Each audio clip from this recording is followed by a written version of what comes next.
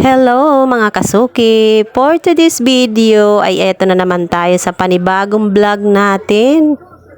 Sa totoo lang wala naman talagang bago. Ito na naman nga ako sa routine ko everyday. Ang gumising ng maaga para maumpisahan na ang mga gawain. At matapos ko ngang ayusin ang aking buhok ay dumiretso na nga kaagad ako dito sa aking lababo. At ang una ko ngang ginawa ay inayos ko nga muna yung mga plato na hinugasan ko nung kinagabihan. Bago nga natin umpisahan yung ibang gawain ay kailangan malinis muna yung ating lababo para sa ganun ay panibagong linisin na naman, charis. Ganyan nga lang yun ginagawa ko dyan sa aking mga plato. Kapag nahugasan ko na sa gabi ay ilalagay ko dyan sa aking planggana para sa ganon makatulo yung tubig niya at kinabukasan naman tsaka ko ilalagay dito sa aking pamingganan. Matapos ko ngang ligpitin yung mga plato ko ay magluluto naman nga ako ng baon ni Bunso dahil meron nga siyang pasok sa school. At itlog nga lang yung niluto ko na ulam kay Bunso dahil wala naman ibang masyadong mabili kapag umaga dito sa amin. Mabuti na nga lang at meron pa palang natirang ulam dun sa ref kaya naman kinuha ko rin yun at pinirito ko na rin para naman may dagdag yung itlog na ulam niya.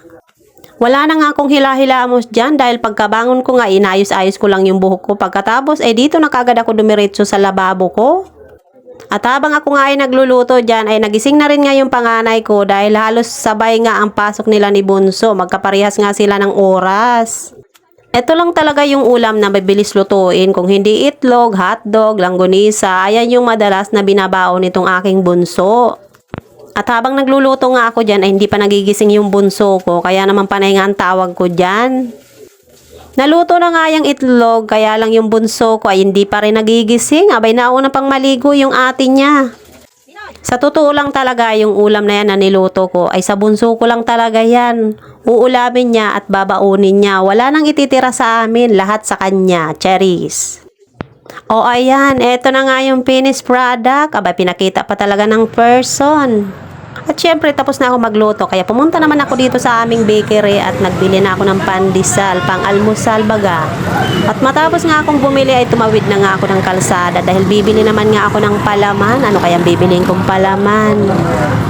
Cheese whiz nga sana ang gusto kong bilihin. Kaya lang nung nandun ako sa tindahan ay nagbagong isip ko. Parang gusto ko naman ng dairy cream. At ang final decision, dairy cream talaga yung nabili. Pero una kong sinabi ay cheese whiz. Siyempre, medyo natagalan ng konti dahil meron pang ibang bumibili. Kaya naman nagbago ang isip ng person. Ayan, pinakita pa nga yung pandesal with dairy cream. Masarap kasi palaman ang dairy cream, lalo na kung mainit pa yung pandesal. Ayan talaga yung pinakapaborito ko. Kapag mainit pa yung pandesal, kailangan dairy cream yung aking palaman. At sa mga oras na nga na yan, ay umalis na yung bunso ko, nakapasok na ng school. Kaya eto, for the kape naman ang person habang nanonood ng balita sa umaga. Ako na nga lang mag-isa dyan dahil yung asawa ko ay nagbiyahe na rin. Magpapalaman na nga lang ay napakabagal pa. Diyos ko, malamig na yung pandesal, hindi pa nakakain, charis. At sa wakas, natapos na rin magpalaman. Oy, liitan mo lang yung sobo mo, dahan-dahan, charis. Pagkatapos ko nga magkape dyan ay uumpisahan ko naman yung aking mga labahin dahil tambak na naman. At ayan, nasiperate ko na nga yung bawat kulay. Siyempre hindi pwedeng pagsamasamahin ang mga decolor at puti. Baka magrambol, charis. Eto na nga, nilagay ko na sa washing. Siyempre aantayin ko lang yan na matapos umikot ang washing. At ikaw naman ang paiikutin ko, charot. At habang nag-aantay ako ay siyempre gawa-gawa naman tayo ng ibang gawain. Hindi pwedeng nakatutok lang tayo sa isang gawain dahil tayo ay nanay.